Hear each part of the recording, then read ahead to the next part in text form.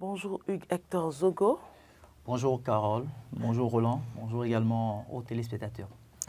Bonjour Roland Toneinkes. Carole Olaye, bonjour Hugues Hector Zogo, bonjour. Amis téléspectateurs internautes, bonjour. Bonne semaine à nous. Merci. Ah oui. Alors nous démarrons Merci. par la politique. Dynamisme info-titre du haut de la mouvance présidentielle de 2026, l'option du parfait inconnu à éviter. Hugues Hector Zogo. L'option du parfait inconnu à éviter, est-ce qu'on va se mettre dans une dynamique pareille pour les élections présidentielles de 2026? Ce que je retiens fondamentalement, c'est que la Constitution permet à tout citoyen de pouvoir se déclarer présidentiable dès qu'il a l'âge de 40 ans et qu'il n'excède pas l'âge de 70 ans. Donc en dehors de cette tranche d'âge, tous les citoyens béninois qui manifestent l'intérêt de pouvoir participer aux élections présidentielles de 2026 en ont le droit sur le plan juridique. Maintenant, la grande question qui concerne l'inconnu entre griffes, moi je me pose la question de savoir qui est l'inconnu. Cet inconnu, est-ce parce que la personne ne s'est jamais retrouvée dans un parti politique? Est-ce peut-être parce que la personne n'a jamais travaillé à la vie politique? Est-ce parce que ce citoyen-là n'a jamais pris le devant de la scène politique qu'il faut tout de suite penser que c'est un inconnu et que, pas a priori, il ne faut pas lui permettre d'accéder à la magistrature suprême? Pour moi, ça aurait été une erreur parce que les citoyens que nous sommes, nous avons d'une manière ou d'une autre, chacun, la capacité de pouvoir nous positionner à tel ou tel autre poste à un moment donné, parce que nous estimons que soit nous avons les compétences, que soit nous avons la bonne équipe capable de nous permettre de tenir et de parvenir quand même à obtenir de résultats concrets. Alors, les élections générales, quand on s'intéresse d'abord aux élections antérieures dans notre pays depuis 1990, on prend par exemple Nicéphore Dieudonné Soglo en 91, quand il a été élu, pour beaucoup, on peut se permettre de dire que c'était un inconnu. Parce que la plupart de nos compatriotes n'ont eu la chance de le découvrir qu'à la conférence des forces vives de la nation. C'est vrai que certains entendaient qu'il y a un cadre qui se retrouve au niveau des institutions internationales portant le nom Nicéphore Dieudonné Soglo, mais ce n'est véritablement qu'au cours de la conférence nationale qu'il a été mieux découvert, les débats qui ont été menés, toutes les stratégies qu'il a pu partager sur le plan économique pour démontrer que c'était possible qu'on puisse assister à un renouveau de notre système économique. Tout ça, d'une manière ou d'une autre, aura contribué à son élection. Alors, quand il a été élu, on peut se poser la question de savoir, est-ce qu'il est parvenu quand même à sortir notre pays du chaos dans lequel on était? Vous vous rappelez, déjà en 89, on se retrouvait pratiquement à -3. Quand je parle des indices économiques, on était à un seuil négatif. Mais quand il est arrivé à la tête de notre pays, il a travaillé avec toute une équipe de cadres supérieurs de notre pays et nous avons eu la chance de quitter donc un seuil inférieur pour faire un bond extraordinaire parce qu'il s'est retrouvé avec +6 au niveau de ces indices-là.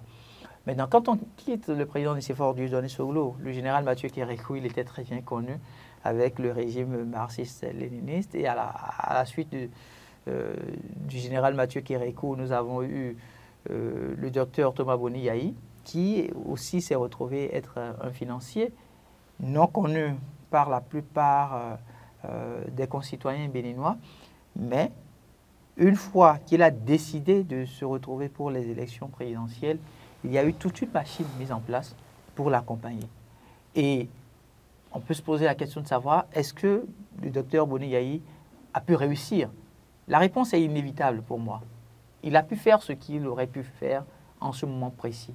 Au regard du contexte, au regard des défis qui s'imposaient, il y a certes des choses qu'on peut lui reprocher, mais le docteur Thomas Boni Yayi n'a pas manqué de justesse dans la prise de décision par rapport à la gestion d'État.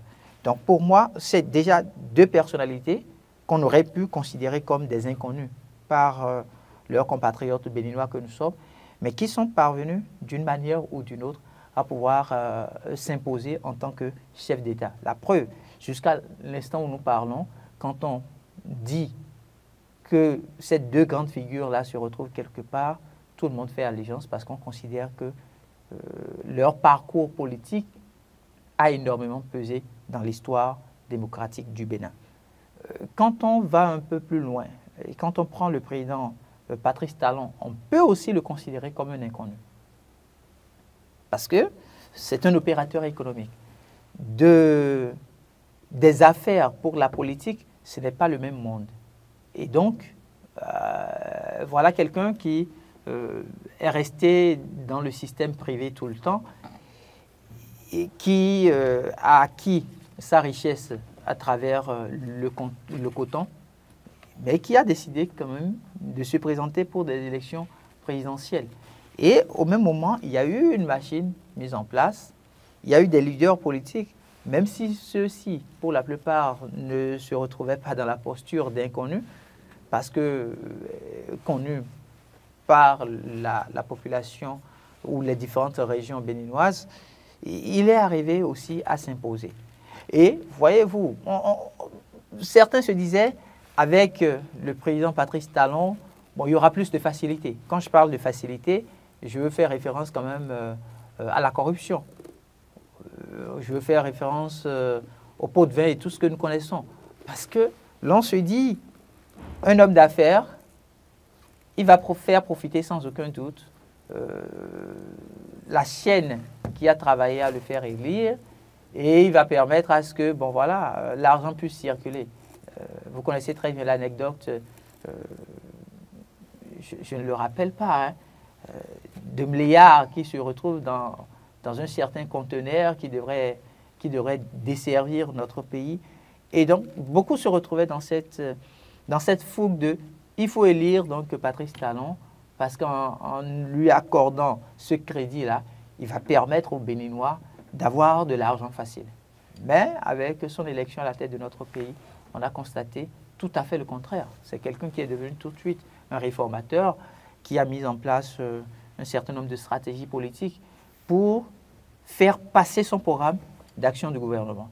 Donc pour moi, est-ce qu'il faut travailler à élire encore une figure du genre en 2026? Quand je parle d'une figure du genre, je veux faire référence donc à quelqu'un qui n'est pas si bien connu de la classe politique, ou est-ce qu'il faut éviter entre griffes ce piège-là et parvenir à mettre la main sur des acteurs politiques qui sont très bien connus et leur accorder notre suffrage? Quand vous regardez la classe politique aujourd'hui, ils sont très peu. On a par exemple au niveau du parti Les Démocrates, l'ancien premier vice-président à l'Assemblée nationale, Éric Omoundete, qui quand même, au moment où il se retrouvait à l'Assemblée nationale, ne manquait quand même pas d'interpeller effectivement le gouvernement en place sur un certain nombre de dossiers. Mais depuis qu'il a quitté, depuis que le président Patrice Talon a été élu et qu'il n'a pas eu la chance de se faire élire à l'Assemblée nationale, avant d'y retourner aujourd'hui, on a senti que le personnage a pris un peu du recul. Qu'est-ce qui s'est passé entre-temps? Il est le seul à pouvoir le dire. Est-ce qu'il trouve que la manière dont il menait le combat n'est plus la meilleure stratégie à mettre en place. Et quand on se retrouve du côté de la mouvance, vous aviez d'autres figures de la société civile qui incarnent aujourd'hui des figures politiques. Je prends par exemple le professeur Joseph Diogwenou. Il est arrivé pratiquement en 8 ans ou 9 ans à devenir une figure politique. Mais quand il va se présenter pour les élections présidentielles, par exemple, si c'était le choix de la mouvance présidentielle, beaucoup vont travailler sur les différentes réformes qu'il a pu mettre en place quand il a été président de la Cour constitutionnelle, par exemple. Vous savez que quand il s'est retrouvé à la tête de cette institution, il a eu à faire énormément de réformes, que ce soit au niveau du règlement intérieur, que ce soit au niveau de la manière dont la Cour rend les décisions. Les audiences étaient devenues publiques. Plusieurs prisonniers, par exemple, pouvaient saisir facilement la Cour constitutionnelle et avoir gain de cause parce qu'on les a gardés de façon illégitime en prison pour une période assez longue sans qu'ils ne soient effectivement jugés. Donc, il y a beaucoup de choses qui ont été menées par la mandature conduite par le professeur Joseph Diogwenou, mais il y a aussi des points noirs. Donc, est-ce que les Béninois ne vont pas, à un moment donné, se poser des questions par rapport à tout ça? La question reste posée. Roland Tonniquès, votre lecture? Oui, ma lecture d'abord, je vais resituer le contexte parce que quand on parle de parfait inconnu aujourd'hui, et quand on tient compte de 2006, je crois que nous avons à ces époques-là, ou bien en ces périodes-là, la possibilité qu'un individu sorte de nulle part pour être candidat. Et qu'il vous souvienne que véritablement, comment vous appelez, Nicéphore Soglo, un cadre international, a été sollicité à un moment donné. Et dès lors, quand il avait été sollicité, c'est qu'un monsieur pratiquement inconnu au bataillon et qui avait été choisi. Donc, en ce moment-là, on pouvait se permettre certaines choses. Vous revenez en 2006 également, le président Boni Yahi était à la BOAD. Il n'était pas de la mouvance, il n'était pas de l'opposition. Il était candidat, il y avait une opposition qui était en place, il y avait aussi une mouvance qui était en place avec Abruno Moussou, avec l'Union pour le Bénin du futur. Et donc, il avait la chance en tant que parfait inconnu d'être président. Parce que deux camps se chamaillaient et puis le troisième larron est arrivé. Je reviens en 2016, c'est le même schéma. Il y avait la possibilité pour un Patrice Talon d'être candidat et il y avait l'opposition qui était de l'autre côté, il y avait aussi la mouvance de l'autre côté. Quoique oui, Patrice Talon pouvait le lier un peu à l'opposition, mais il n'était pas le candidat de l'opposition. Mais 2026, ce n'est pas le même schéma. Ce n'est pas le même schéma en ce sens que personne ne peut sortir de nulle part pour être candidat aujourd'hui, comme un parfait inconnu. Et donc, les candidats doivent être issus des formations politiques, et notamment ces formations politiques qui ont des parrainages à donner, notamment le Parti des démocrates, l'UP Le Renouveau, le BR. Sauf que, oui, la question de... non, la remarque faite par le journal ce matin interpelle plus d'un. Oui, parce que quand nous rentrons dans les partis de la mouvance, d'abord, il y a quand même 4 formations politiques qui se réclament de la mouvance. Il y a l'UP Le Renouveau, il y a le BR, il y a Renaissance Nationale, il y a Moël Bénin.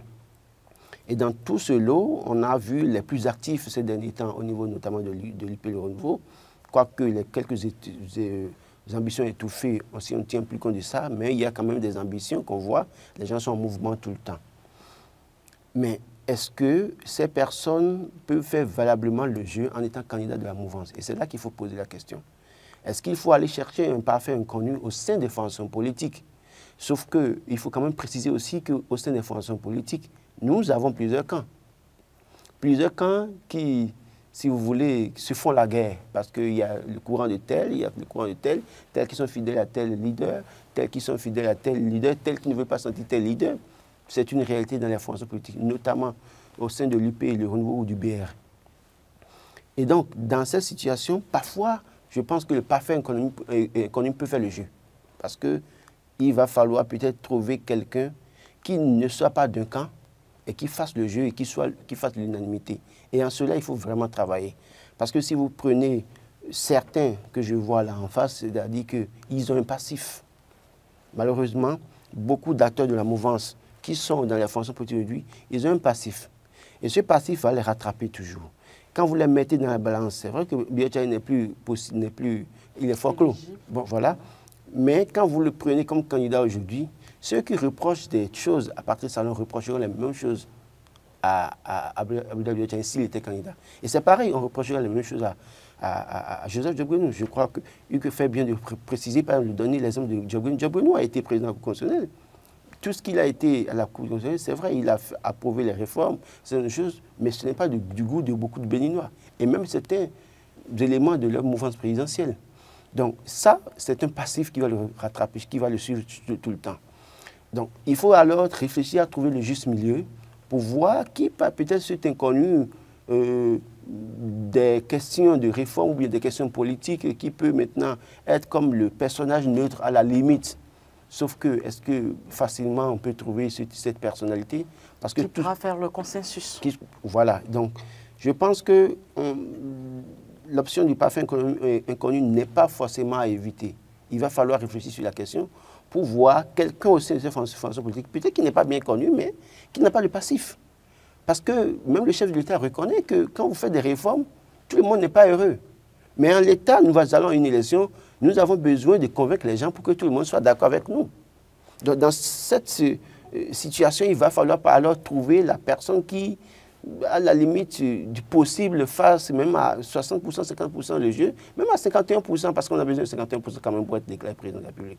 Donc, l'option du parfait inconnu, pour moi, n'est pas totalement écartée, à éviter. Il va falloir réfléchir aussi sur la question pour voir qui, au sein de ces formations politiques, est en tout cas apte pour la fonction présidentielle et à qui l'opposition ne trouvera pas à reprocher. Vous prenez n'importe quel ministre du gouvernement, écoutez, je me rappelle de l'affaire de, si vous voulez, l'affaire Bokor et Omeki, quand le problème s'est posé, qu'est-ce qui a justifié l'indifférence du peuple béninois?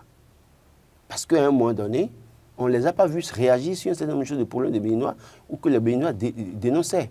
Donc, cette situation a fait que le peuple est resté indifférent. Alors, s'ils étaient candidats, est-ce que véritablement, ils auront l'adhésion populaire? Parce que les gens leur reprocheront la même chose pour dire qu'ils sont comptables de la gouvernance actuelle. Donc, je crois véritablement qu'au-delà de ce qu'on peut trouver quelqu'un qui n'est pas, même s'il est comptable de la gouvernance actuelle, mais qui n'est pas des passifs à proprement parler. Parce que vous citez des noms, par exemple, on vous dira c'est lui qui était à la base de ça. Si vous citez tel nom, on vous dira mais c'est grâce à lui que à cause de lui telle chose est arrivée. On a vu, hein, je prends le cas de Sylvain Quenon qui est aujourd'hui en exil, qui a dit qu'une prison n'est pas un hôtel 5 étoiles. Mais quand il est parti en exil, les gens lui ont demandé de venir quand même faire l'expérience.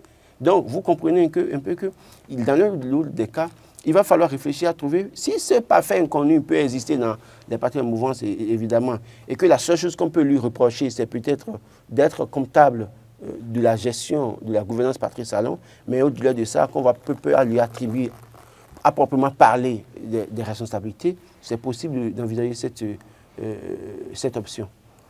Alors, nous allons poursuivre, Hugues Hector Zogo, mais nous allons rester dans la même veine. Mutisme des aspirants à la candidature aux élections de 2026 dans le camp Talon. C'est la Nouvelle Tribune qui en parle ce matin. Peur ou stratégie politique? Alors, je vais commencer par dire que c'est pareil titres qui conduisent pour la plupart du temps à ce qu'on peut appeler l'indiscipline au sein de nos formations politiques. Parce qu'en réalité, toute formation politique se retrouve avec un règlement intérieur qu'il faut inéluctablement faire respecter.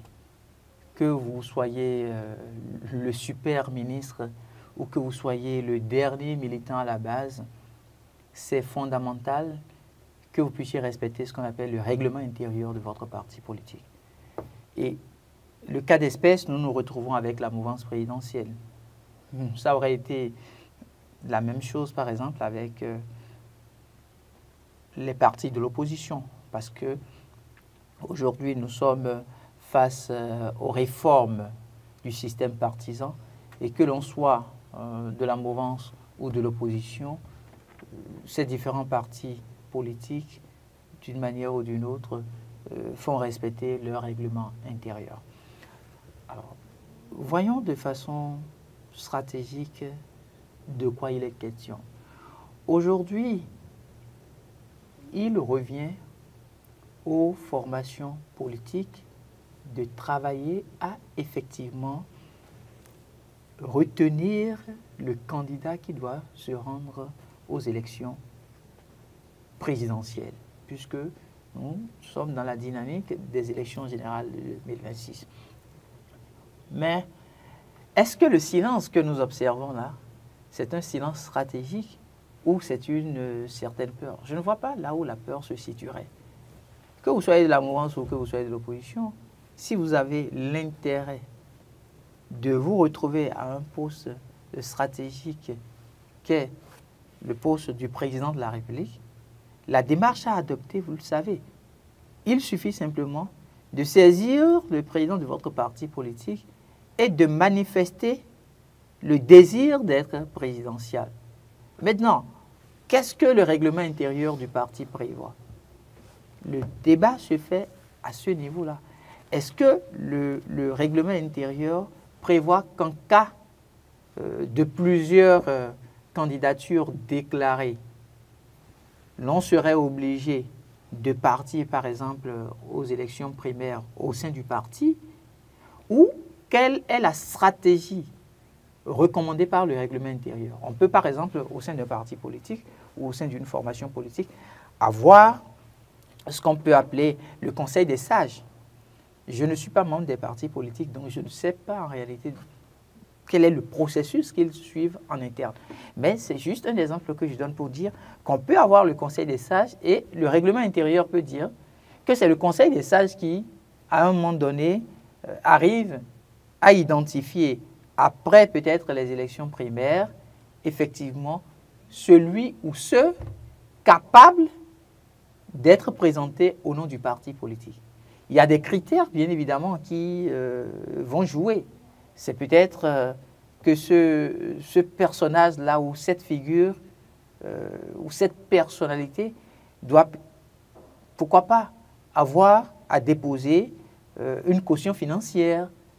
C'est peut-être que son parcours de militantisme doit dater de tel nombre d'années en termes d'expérience. Beaucoup de choses sur lesquelles, préalablement, les partis se seraient déjà entendus. Ça voudrait dire que quand vous êtes militant du parti politique, vous savez que pour déposer votre candidature et aspirer à être président de la République, voilà les conditions qui sont prédéfinies. Et c'est connu de tout le monde. Ce n'est pas, on n'est pas dans un couvent. Parce que le parti politique, c'est le creuset au sein duquel vous apprenez ce qu'on appelle la gouvernance. Et on ne peut pas parler de gouvernance sans bonne gouvernance. Donc, si cette personnalité doit pouvoir se retrouver demain à impacter effectivement à travers des décisions qu'il aura à prendre, il faut que déjà au sein du parti politique, l'on sente les germes de la bonne gouvernance. Donc, pour moi, aujourd'hui, ce silence qui est en train d'être observé, je le mets sous le couvert de la discipline.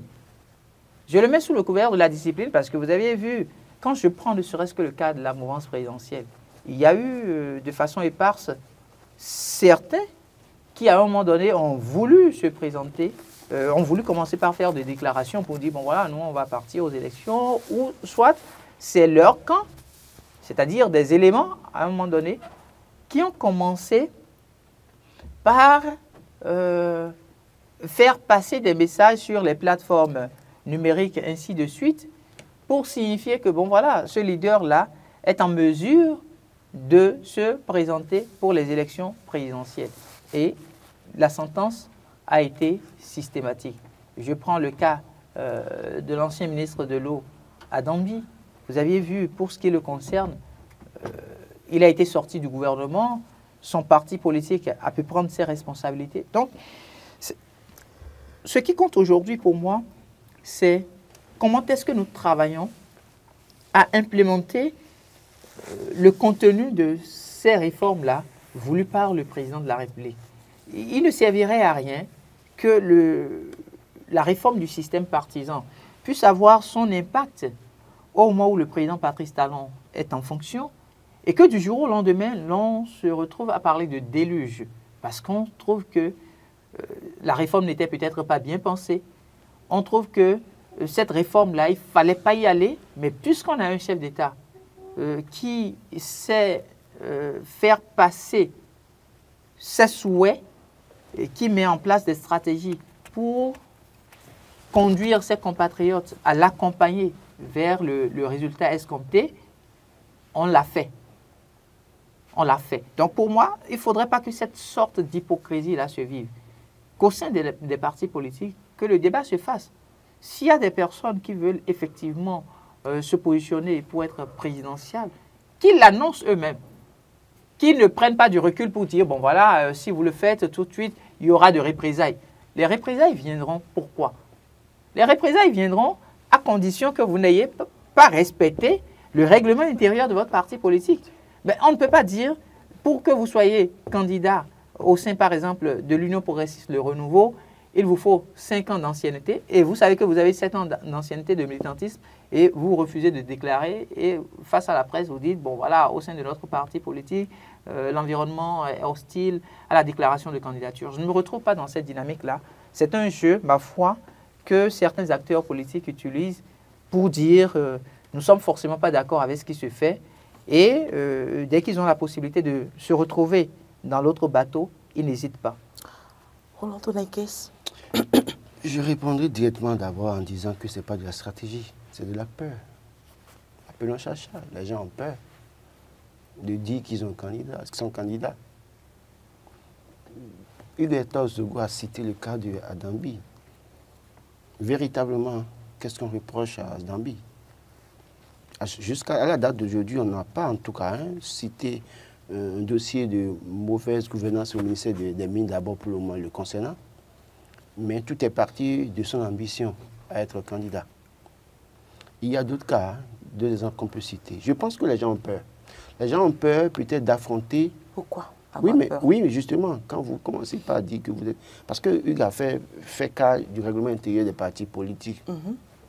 Mais je pense que le règlement intérieur ne saurait empêcher quelqu'un de dire quand même j'ai envie d'être candidat et de représenter la mouvance. Je pense que le véritable problème se situe à ce niveau. Il faut trouver la formule pour que... Parce que j'ai l'impression que, oui, on se dit, vous ne devez pas faire de déclarations, vous devez attendre le moment fatidique, et puis voilà. Et c'est le même qui, à un moment donné, nous avait annoncé qu'il y aura primaire. Après, on dit qu'il n'y aura pas primaire. Après, on dit qu'il y a un comité qui est mis en place et qui doit statuer sur les candidatures, tenir compte d'un certain nombre de critères pour choisir les candidats. Alors, cela ne saurait empêcher quelqu'un de dire ouvertement, je veux être candidat, je veux être président du Bénin. Et c'est dans la multitude des déclarations-là que le peuple aussi commence par se faire une idée et au sein des formations politiques, en fonction des règles qu'on a établies ou des critères préétablis, qu'on peut maintenant dire, voilà ceux qui remplissent nos conditions et à vous, militants, maintenant comprenez pourquoi nous avons choisi telle personne. Mais cette manière de faire où on voit personne réagir et après on dira que le comité a travaillé et voilà ce que le comité a choisi, je pense que ça ne marche pas. Et pour moi, c'est la peur qui anime les gens. Les gens n'ont pas le courage nécessaire d'affronter. Quand vous prenez les partis de mouvance, moi je ne veux pas être mauvais prophète. Mais je continue de dire, je continue de penser et je suis formel là-dessus. Attendons 2026 pour voir le sort de certaines formations politiques de la mouvance qui se réclament les puissants aujourd'hui.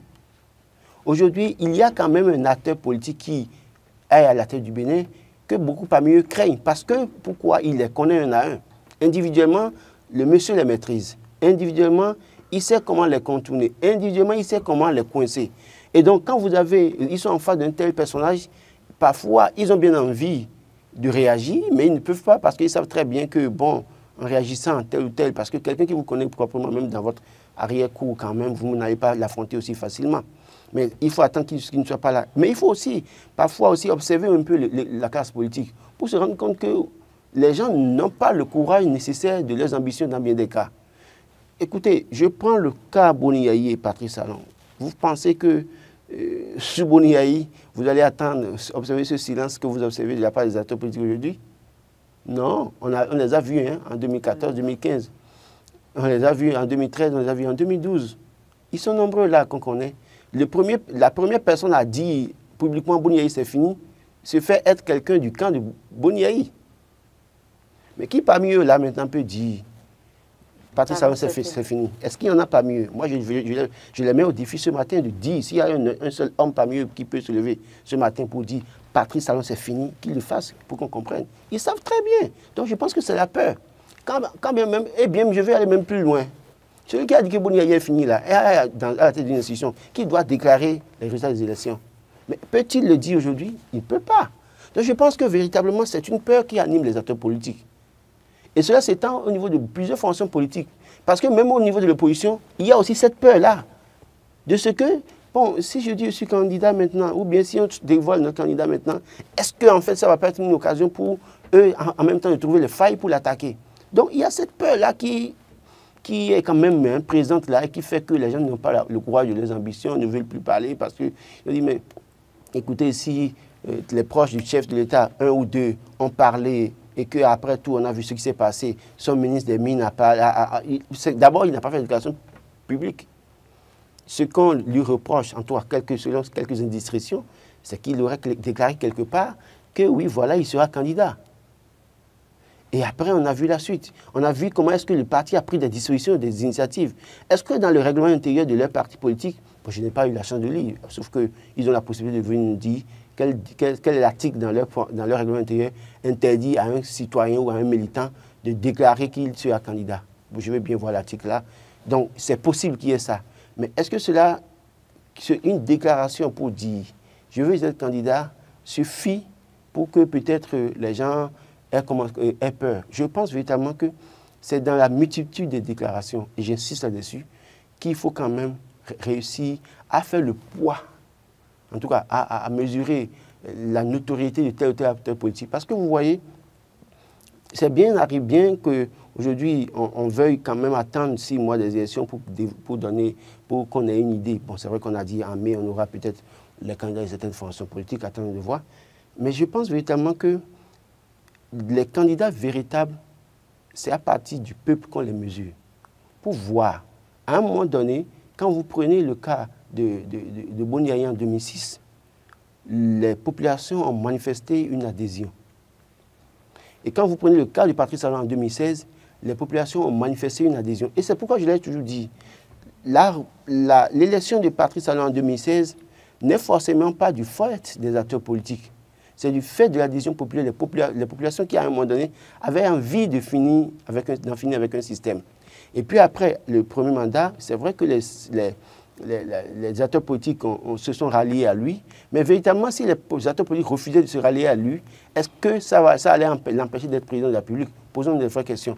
Donc je pense que dans tous les cas, il faut quand même laisser les gens s'exprimer et voir quel est le baromètre, enfin mettre en place un baromètre pour voir qui, dans certaines régions, ou bien faire un sondage pour voir qui peut-être requiert l'adhésion plus ou moins des populations. Justement, ça rejoint plus ou moins ma question que je veux vous poser. Quel serait l'impact de cette peur sur non seulement le parti politique, mais également les prochaines échéances électorales? L'impact, c'est très simple. Hein. Des gens ont bien envie d'aller aux élections. Ils ont peut-être envie d'aller aux primaires pour être candidats. Vous les empêchez de déclarer leur candidature, de se manifester. Bon, je ne dirais pas vous les empêcher. Ils ont peur de se déclarer, de manifester leur ambition. Et puis après, quand vous arrivez à sortir quelqu'un, c'est les mêmes personnes à qui peuvent combattre. L'impact, c'est ça. Ils vont combattre. Ils vont combattre en leur propre sein. Au sein des formations politiques, ils vont combattre les candidatures de leurs formations politiques. On a vu même pour les dernières législatives, il y a eu guéguerre entre deux acteurs politiques dans une circonscription électorale du Bénin, où les deux sont membres d'une formation politique. L'autre est titulaire, l'autre est suppléant. Mais l'autre a fait campagne contre la liste sur laquelle il se retrouve suppléant. Et on a vu la suite au Parlement. Ça a continué jusqu'au Parlement. On connaît la suite aujourd'hui. Donc, j'estime véritablement qu'aujourd'hui, en l'État, c'est-à-dire que des gens qui ont envie de se porter candidat et qui peut-être ont peur de le faire, il vaut mieux les laisser s'exprimer, les mettre devant le fait accompli, devant l'adhésion populaire pour voir quelle serait eux-mêmes se rendant compte de ce que dans certaines localités... Ils verront l'évidence. L'évidence. Et après ça les contraint quand même à faire le jeu, à accepter. Mais ne pas leur permettre et avec la situation qui prévaut aujourd'hui, c'est qu'ils seront les propres bourreaux de leur fonction politique. Au sein de la fonction politique, ils seront là, mais ils peuvent continuer, contribuer à travailler contre. À travailler contre. Hugues Hector Zogo. Moi, je pense que nous nous retrouvons dans un environnement qui nous permettra de découvrir effectivement le vrai visage de Patrice Talon. Ça nous permet aujourd'hui de pouvoir nous poser la question de savoir est-ce que Patrice Talon a pu réussir la réforme du système partisan ou non. Vous savez, ça va dans tous les sens. Hein. On ne peut pas élire un chef d'État immoral. Ce n'est pas possible. Quand vous voulez être un chef d'État d'une nation, vous deviez forcément être irréprochable. Si vous avez des casseroles, si c'est des personnes qui se sont retrouvées à gérer les affaires du pays et qui sont conscientes qu'à un moment donné, elles ont fait des détournements et que des dossiers se retrouvent, pourquoi pas, au niveau de la justice et non élucidés jusqu'à la date d'aujourd'hui, que ces personnes-là gardent silence, moi je ne trouve pas que c'est de la peur. Ce n'est pas de la peur, c'est juste que notre pays est arrivé à un tournant, c'est peut-être complexe, l'environnement, c'est vrai, mais on se retrouve, on ne peut pas être dans un environnement de réforme. Les réformes, qu'est-ce que ça permet d'avoir? C'est de pouvoir avancer. Alors, la date d'aujourd'hui à laquelle le Bénin se retrouve, le pays s'inscrit dans la dynamique de faire un peu plus que ce qui a été fait hier. Celui qui viendra remplacer le président Patrice Talon cherchera inéluctablement à donner encore un peu plus de lui pour que notre pays ait un impact considérable, manifestement, au résultat du président Patrice Talon. Donc, chaque leader politique, une fois qu'il arrive à se retrouver avec le pouvoir d'État, prend l'appareil d'État et se dit qu'est-ce qu'il faut mettre en exergue pour qu'on arrive effectivement à éliminer certains acteurs qui ne permettent pas le développement. Moi, je le prends sous cet angle-là. Patrice Talon est devenu redoutable, c'est vrai. On ne peut pas l'ignorer. On ne peut pas le contester. Il n'y a pas ce citoyen béninois-là qui puisse dire aujourd'hui qu'on n'a pas un chef d'État redoutable. Mais on a un chef d'État redoutable, pourquoi? Parce qu'on a eu une classe politique, malheureusement, qui ne savait pas effectivement ce que c'est que la politique. La politique, ce n'est pas d'aller vous enrichir. Moi, j'ai eu la chance de faire le tour de notre pays à travers certains départements et j'ai compris beaucoup de choses. Vous voyez des écoliers qui marchent sur des kilomètres avant de pouvoir retrouver leur école. Et ils vont faire le même parcours, si c'est peut-être 3 ou 4 kilomètres, ils vont faire la même distance pour le retour. Pour le retour. Et ça, c'est durant toute une année académique. Et quand ils vont finir ça, ils deviendront quoi? Si déjà dans leur localité, il n'y a pas l'eau. Si déjà dans leur localité, il n'y a pas l'énergie. Et c'est toujours au sein de ces régions-là que certains de leurs frères aînés se retrouvent à des postes. À des postes et qui font ce qu'on appelle des détournements. Donc pour moi, c'est vrai que Patrice Talon a été comptable de l'histoire politique de notre pays. Hein. On ne peut pas parler de l'histoire politique béninoise, que ce soit de 1990 jusqu'à son élection, sans le citer. Il a pris part à un certain nombre de choses. Lui-même, il a reconnu. Mais au même moment qu'il a reconnu ces faits-là, il a trouvé qu'à un moment donné, il faut qu'on puisse arrêter. Et donc pour moi aujourd'hui, si quelqu'un veut être présidentiable, qu'il ait le courage de dire « je veux être présidentiable ». Pourquoi ne pas l'affronter? Patrice Talon, c'est un citoyen comme tout le monde. Et nous avons des institutions au sein de la République qui fonctionnent. Jusqu'à la date d'aujourd'hui, à aucun moment on ne nous a fait comprendre où nous avons vécu dans un État sans institution. Si vous n'êtes pas d'accord avec la manière dont la gouvernance se mène, vous avez la possibilité de saisir les institutions. Pour le signifier clairement, nous avons le Conseil économique et social qui est là et qui peut vous aider, qui peut permettre au chef d'État de réajuster sa politique de gouvernance. Et ça, c'est la démocratie qui le permet. Mais si les gens, à un moment donné, se refusent de tout mettre en œuvre pour déclarer qu'ils sont candidats et restent avec certains militants pour dire, bon, dès que vous déclarez tout de suite, maintenant, on va commencer par vérifier si, entre-temps, votre société a payé des impôts. Oui, votre société doit payer des impôts. Vous voulez gérer un pays qui... Alors que vous devez... Alors que vous devez des impôts. Votre société doit des impôts. Et vous, qui devrez être le bon exemple, vous refusez de le faire. Et sous prétexte que si tout de suite vous déclarez votre candidature, le service des impôts, la direction générale des impôts, va à un moment donné vous faire de redressement fiscal. Il faut qu'on vous fasse le redressement fiscal. Parce que c'est ça qui permet que vous soyez effectivement un bon citoyen. Donc pour moi, la question, en fait, c'est des jeux politiques. Ils sont tous conscients de ce qu'ils font. C'est des jeux politiques. Et aujourd'hui, il faut que notre pays puisse se départir de cette partisanerie qui ne nous permet pas d'avancer. Dans quel pays, vous voyez, des élections s'organiser ou de la politique se faire du 1er janvier jusqu'au 31 décembre? C'est pas normal. Aujourd'hui, on est quand même concentré. Le citoyen béninois, même s'il trouve que la vie est chère, même s'il a des choses à reprocher au président Patrice Talon, la manière dont il réfléchit en termes de sa vie personnelle n'est plus la même.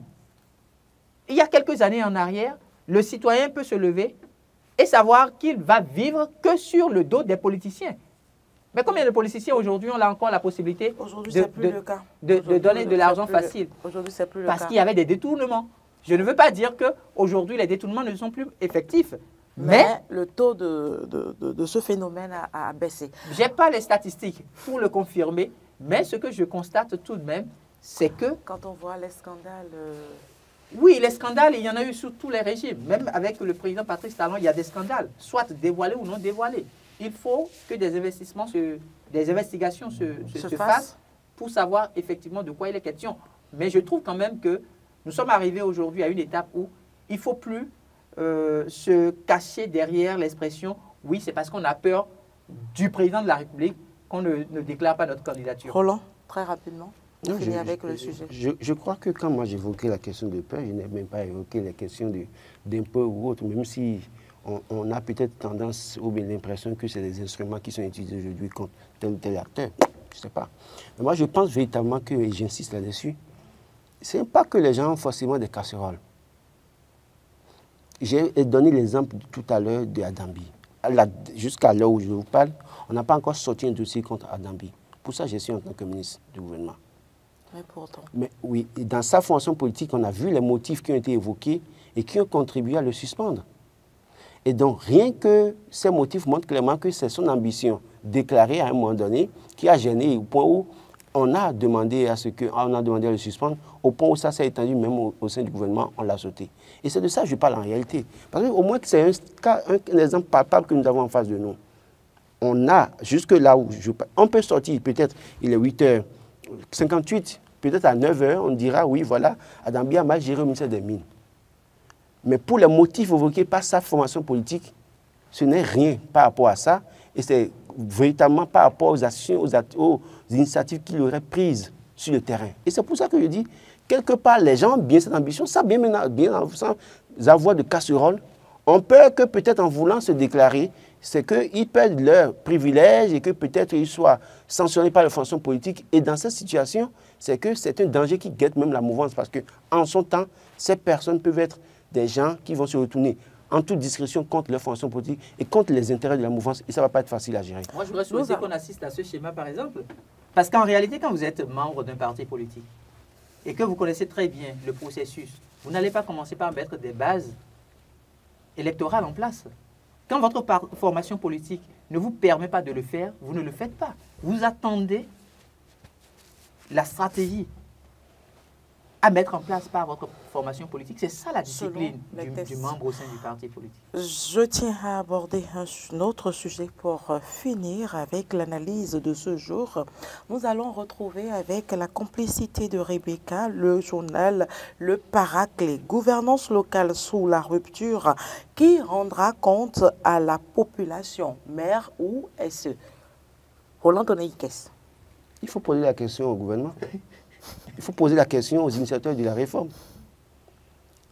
Le maire de Pomassé, qui vous souvienne, n'a pas eu peur. Il a eu le courage nécessaire de dire au chef de l'État notre budget. Alors, quand vous allez aux élections communales, les populations choisissent qui? Les conseillers communaux qui, à leur tour, en réalité, doivent élire le maire, même si de façon express et de façon spéciale, exceptionnelle, en 2020, on a assisté à la nomination de certains maires. Il faut quand même préciser que ce maire nommé, même s'il est nommé, il a été élu par les populations. Et donc, à la fin de l'exercice, le maire est la personne qui doit être en face des populations pour faire le point, défendre son bilan. Je prends le maire de la commune d'Abomey-Clavier, Angela Randinou, qui est issu dans l'arrondissement de Godemain, où il y a le plus grand nombre de conseillers à élire. Et donc, à la fin de l'exercice, c'est qu'il doit se retourner à Godemain pour défendre normalement pour défendre son mandat et permettre à ce que sa formation politique continue d'avoir la majorité de conseillers élus dans cet arrondissement, comme en 2020. Mais aujourd'hui, c'est qui le décideur de la commune? Quand je prends toutes les communes du Bénin, c'est le secrétaire exécutif, malheureusement. Et ce qui fait qu'il y a un problème dans les communes aujourd'hui. Les secrétaires exécutifs veulent faire les choses parce que c'est des envoyés du pouvoir central. Vous savez, et c'est en cela qu'à un moment donné, je n'étais pas d'accord avec la réforme, moi je ne l'ai pas caché. Sauf qu'à bien des égards, on peut apprécier ce qui est fait. Pourquoi? Parce que par le passé, les maires et les conseillers communaux se partageaient les marchés publics et mettaient de côté les opérateurs économiques également. Si quelqu'un, un CAC a pu aller créer une entreprise au nom de son épouse, de son beau-frère, pour prendre les marchés également. Donc on avait dénoncé tout ça. Mais véritablement, quand vous regardez la situation sur le terrain aujourd'hui, le journal fait bien de poser la question, qui sera face aux populations pour défendre le mandat, en tout cas le bilan? Est-ce que c'est le SE? Le SE ou la SE, les populations ne le connaissent pas. Hein? Pas du tout. Pas du tout. C'est un cadre simple. Écoutez, la SE de Clavier, depuis qu'elle est là, c'est une seule fois peut-être que je l'ai vue une seule fois, peut-être au cours, lors des obsèques de ma belle-mère, où je l'ai vue à la mairie. Sinon, après ça, je ne l'ai jamais vue comme ça. Donc, et ce n'est pas elle que les populations ont amené là. Les populations ont amené les conseillers communaux, ont amené Angela Randinou. Bon, sauf que lui aussi, il a été amené par sa formation politique. Pour la commune, parce que les conseillers n'ont pas eu la possibilité de les choisir. Et donc, ça interpelle plus d'un. Je crois que dans cette réforme, je crois qu'il y a une personnalité, pas de moins du parti UP Le Renouveau, qui avait fait une déclaration pour dire, oui, il faut maintenant faire le bilan de cette réforme-là et corriger ce qui est à corriger. Et je crois que s'il faut apporter des corrections à cette réforme-là, il faut quand même mettre beaucoup d'accent sur cette possibilité-là, où le maire est celui qui, en réalité, est au contact des populations et qui, à un moment donné, peut continuer à prendre des décisions. Il y a beaucoup de choses qui se passent dans nos communes aujourd'hui. Il y a des actions urgentes à mener parfois, les SE, compte tenu, sortent les thèses pour dire la loi dit ci, la loi dit ça. C'est normal, c'est bien bon. Mais il y a des urgences sur lesquelles parfois l'acteur politique peut prendre une décision. Le chef de l'État, Patrice Talon, vient à Gros-Djibé aujourd'hui, par exemple, et regarde sur l'État, en allant à l'ADA, par exemple, peut faire un constat et s'arrêter pour dire, mais appelez-moi le ministre des TP et des travaux publics. Appelez-moi, comment vous appelez, le ministre des Finances. Écoutez, cette affaire-là, essayez de me régler ça en un mois. Trouvez-moi une solution. Qu'est-ce qu'on peut faire? Vous voyez, donc c'est l'acteur politique, ça. Le maire descend dans une localité, il voit qu'au niveau de cette école, il n'y a pas de toiture. Il peut en même temps, en tant qu'acteur politique, décider, parce que quand même, il est élu par la population. Il peut dire, mais le problème avec le processus avec la SE aujourd'hui, c'est un processus long. C'est vrai que pour la fiabilité des choses, le SE ou la SE veut véritablement faire attention, surtout en termes de passation de marché public, tout ça là. Mais je crois qu'il faut vraiment revoir la réforme, dans quelle mesure on peut associer les deux, à prendre les décisions, à faire des choses pour qu'en son temps, le maire ait un bilan à défendre. Parce qu'en l'état, là, le maire existe de nom, hein, excusez beaucoup que je le dise comme ça, le maire existe de nom, il ne peut que parfois prendre des initiatives sur fonds propres. Et je prends l'exemple de Atoupa Cotonou. Le plus souvent, ce qu'il fait parfois, c'est soit au nom de sa personne ou au nom de sa fondation ou au nom de la NCB. Il ne peut pas prendre d'initiative à proprement parler de façon directe comme ça parce qu'il faut passer par, comment vous appelez, l'étape du SE. Et c'est bien difficile parfois. Hector Zogo. Oui, moi je suis très heureux que nous soyons arrivés, nous soyons parvenus à cette réforme-là au sein de nos différentes communes. Parce que c'est heureux qu'il ait commencé en parlant du maire Kenam de Kouamassé, qui au cours de cette rencontre avec le chef de l'État, si je me trompe, au Palais des Congrès à la Salle Rouge, a signifié qu'il fallait qu'on leur laisse leur budget. Ce n'est pas leur budget. Ce n'est pas du tout leur budget. Et cette déclaration même qui a été faite, pour moi, on aurait pu traduire ce maire-là devant la justice. Parce que ça pose un problème de moralité économique. Un maire ne peut pas penser un instant que le budget de la commune lui appartient et que parce qu'on demande à ce que des cadres techniques viennent désormais au niveau de cette commune pour gérer les affaires financières, qu'ils trouvent qu'il y a mal donne. C'est en cela que vous comprenez dans quel esprit la plupart de nos acteurs politiques se font élire. Ils ne se font pas élire pour servir les populations. Ils se font élire juste dans la démarche de pouvoir détourner. Qu'est-ce qu'il y a à détourner lorsque je me fais élire? C'est vrai. On a fait le bilan de la décentralisation et on s'est rendu compte que des programmes qui ont été financés par des partenaires techniques et financiers, ces programmes-là, soit ça a été mal exécuté dans notre commune, dans nos différentes communes, ou soit ces fonds-là ont disparu et on ne peut malheureusement pas toucher ces maires-là parce qu'ils ont tellement mis en place un arsenal, un système qui fait qu'ils sont devenus incontournables au sein de leur région. Et donc, si vous les touchez, vous ne pouvez pas espérer un seul instant avoir de l'électorat parce que c'est eux qui ont toujours mis de l'argent dans les populations. Il faut qu'on en finisse à un moment donné. Les citoyens ne sont pas, en fait, je vais dire, un électorat d'achat de conscience. Il faut qu'on en finisse. Les secrétaires exécutifs sont payés par qui? Ils sont payés par les citoyens que vous et moi sommes. C'est la commune qui paye le secrétaire exécutif. Allez vérifier. Au niveau de la plupart de nos communes, le secrétaire exécutif, son salaire est autour de 1 million. En dehors de ça, il a un véhicule de fonction, de la carburation et d'autres avantages. Comment est-ce que le citoyen d'une commune, à travers les tâches de développement local et autres, peut être en train de payer le salaire d'un fonctionnaire pareil et que finalement, l'on ne puisse pas avoir de la traçabilité par rapport à la gestion financière? Il faut de l'orthodoxie financière. Et donc, pour moi, cette réforme qui permet à ce que nous ayons désormais des cadres pour faire passer la passation des marchés publics et respecter effectivement les normes, c'est une très bonne démarche. C'est une très bonne réforme à saluer. Maintenant, quid de qui rend compte? Le qui rend compte, ce n'est pas le maire, c'est le secrétaire exécutif. C'est aussi simple que ça. Parce que le secrétaire exécutif, c'est lui qui se retrouve dans la démarche d'ordonnateur aujourd'hui du budget. Mais il n'est pas politique. Mais est-ce qu'on a besoin d'un politique pour rendre compte? La réédition de compte, dans quel manuel vous aviez lu que la réédition de compte justement doit je pense être... que le journal fait allusion aux échéances électorales. Non, moi je n'ai rien à voir avec... Nous sommes au niveau de la décentralisation, nous parlons du développement à la base. Nous ne parlons pas de la politique. Mais est-ce qu'on peut parler du développement à la base sans les acteurs politiques? On peut parler du développement à la base sans les acteurs politiques.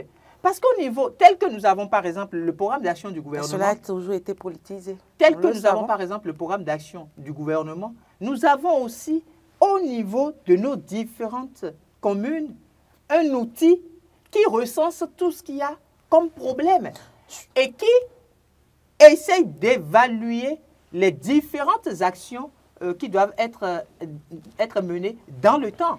Le secrétaire exécutif, vous voyez la reddition de comptes qui se fait aujourd'hui, vous avez à la fois le secrétaire exécutif et certains maires commencent même pas à boycotter. Je dis c'est salutaire, ils n'ont qu'à boycotter. Boycotter une réédition de comptes parce que ce n'est pas eux qui se sont retrouvés dans la posture d'ordonnateur du budget, ce n'est pas grave. Les populations constatent. Ce qu'il dit, c'est vrai. À des moments donnés, il y a des cas précis où il faut prendre des décisions urgentes. Mais les textes prévoient aussi ça. À tout moment, on peut convoquer une session extraordinaire du conseil communal. En session extraordinaire, d'ailleurs, ce n'est même pas le maire qui prend une décision, bien que le maire soit... C'est une erreur que nous faisons pour la plupart du temps. Le maire qui se retrouve politique ne peut pas à lui seul prendre une décision. Nous savons, mais seulement que quand il veut, en tant que premier responsable, c'est souvent son avis qui... Ça nous a apporté quoi en 20 ans de décentralisation? C'était la triste réalité. La triste réalité. Donc, il faut qu'on puisse changer de paradigme.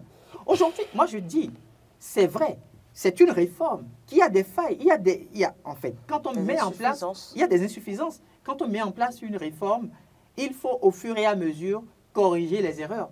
Mais ces maires-là que nous avons eus, et qui veulent prendre aujourd'hui, qui trouvent qu'ils doivent prendre aujourd'hui des décisions urgentes, pour la plupart, on peut construire sur leur territoire combien de salles de classe? On peut offrir au niveau de ces écoles-là combien de tables-bancs par an. Il faut qu'on fasse cette étude comparative pour pouvoir aujourd'hui apprécier. C'est complexe. C'est complexe, mais je trouve que les maires n'ont pas à revendiquer le budget de la commune parce que ce n'est pas leur budget. La plupart de ce qui se fait au niveau d'une commune, c'est des décisions issues du conseil communal, de la session du conseil communal, et par conséquent, tous ceux-là qui ont été élus par les populations. Roland Tonneikes, pour finir avec le sujet. Alors, les gens vont aux élections, pourquoi? Quand vous allez aux élections communales, c'est quoi? Les conseillers disent, nous venons avec notre équipe pour changer telle ou telle chose dans la commune. Donc, ils ont ce que vous appelez programme de société ou un projet de société et tout ça. Et c'est ça qui, sur cette base-là, qui propose des choses aux populations. Les populations votent pour eux. Dans le cas d'espèce, quand les gens venaient en 2020, on était loin d'imaginer la loi interprétative qui devrait amener à nommer des maires. Et donc, on savait très bien que le processus, comme ça se passait depuis 2003, c'est que les conseils communaux iront en réunion, en tout cas en conclave, pour choisir le maire. Sauf que les maires, certains parmi eux, ont été nommés. Et c'est peut-être ça, pour ça que peut-être ceux qui ont nommé ces maires, jugent que ces personnes qui ont été nommées là, n'ont pas le background nécessaire pour diriger. C'est pourquoi il faut les seconder par des SE. Peut-être que c'est la compréhension des choses. Mais j'estime que nous allons aux élections en 2026. Les conseillers communaux et le maire conseiller communal devenu maire doit défendre, doit aller vers les populations pour dire « j'ai fait ci, j'ai fait ça. Voilà ce que je veux faire. » Et dans cette déclaration de « j'ai fait ci, j'ai fait ça », c'est de ça qu'on parle en réalité. Qu'est-ce que le maire peut aller dire maintenant aujourd'hui? J'ai fait, à proprement parler.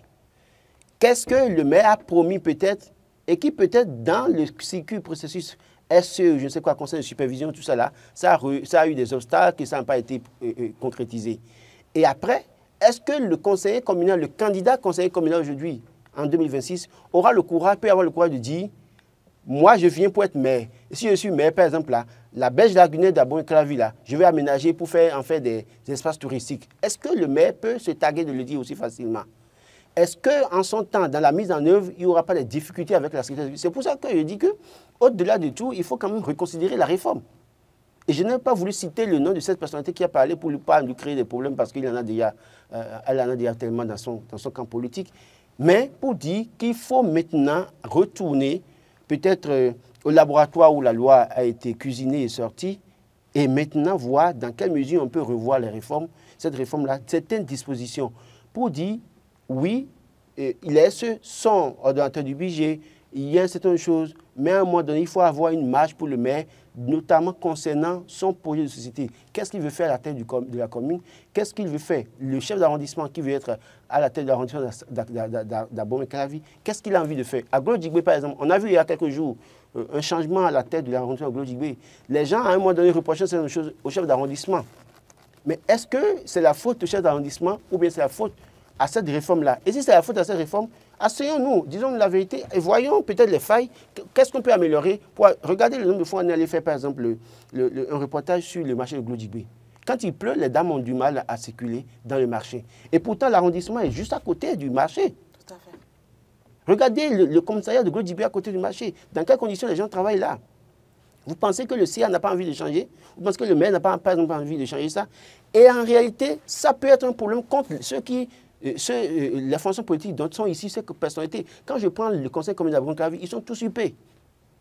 Si aujourd'hui ils n'ont pas quelque chose à mettre sous la main, à les défendre devant la population, ça peut avoir un impact sur la fonction politique pour les prochaines élections. Et c'est pour ça qu'il est très important de réfléchir à voir qu'est-ce qu'on peut corriger dans cette loi. Je voudrais quand même rebondir pour dire Nous que... n'avons plus le temps, oui, mais allez-y très rapidement. rapidement. Je voudrais quand même rebondir pour dire que lorsqu'on se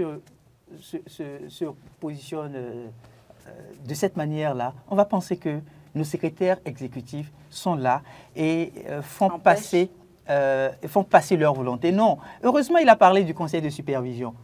Le secrétaire exécutif est le seul cadre qui se retrouve au sein du conseil de supervision. Après lui, il y a le maire, il y a 7 adjoints et il y a peut-être 1 ou 2 autres élus. Comment une seule personne peut se retrouver à la tête de 3, 4, 5 autres? Donc c'est pour vous dire que nos maires savent en fait ce qu'ils font. Aujourd'hui, ils se permettent de vilipender nos secrétaires exécutifs, croyant que cette réforme qui a permis de mettre en place les secrétaires exécutifs, cette réforme-là, on pourrait balayer du revers de la main parce qu'ils sont des acteurs politiques. Non. Pour moi, il faut penser fondamentalement à ce que nous gagnons en termes de bonne gouvernance. C'est le plus important. Le secrétaire exécutif n'est pas au-dessus du maire. Toutes les décisions que le secrétaire exécutif, toutes les décisions qu'il prend, c'est par le conseil de supervision que ces décisions-là sont validées. Donc, c'est après que le conseil de supervision ait validé les décisions que le secrétaire exécutif les met en application. Voyez-vous? Et au sein du conseil de supervision... Des choses plus graves se passent dans les communes. Allez questionner les acteurs. Au sein du conseil de supervision, ce sont pour la plupart des acteurs politiques qui s'y retrouvent. Merci. Non, il faut questionner les acteurs pour comprendre ce dont on parle. En réalité, c'est vrai que les secrétaires exécutifs ne sont pas aussi des maires, mais vous allez dans les localités, il y a des maires qui vous parleront, et c'est évidemment les SE aussi qui vous parleront de ce qu'à un moment donné, Quand le maire vous demande, en tant que secrétaire exécutif, de faire passer telle entreprise pour tel marché public, alors que le secrétaire exécutif sait que ça ne suit pas l'orthodoxie, et que demain, il est le seul à pouvoir se retrouver devant la justice, notamment à la criette, il va tenir tête au maire. Et le maire, en tant que politique, dira, mais c'est moi qui ai été élu, ce n'est pas vous. C'est ça, en fait, le véritable problème. Les sources des polémiques au sein des mairies. Alors, merci Roland Toneikes, merci Hugues Hector Zogo pour toutes ces précisions.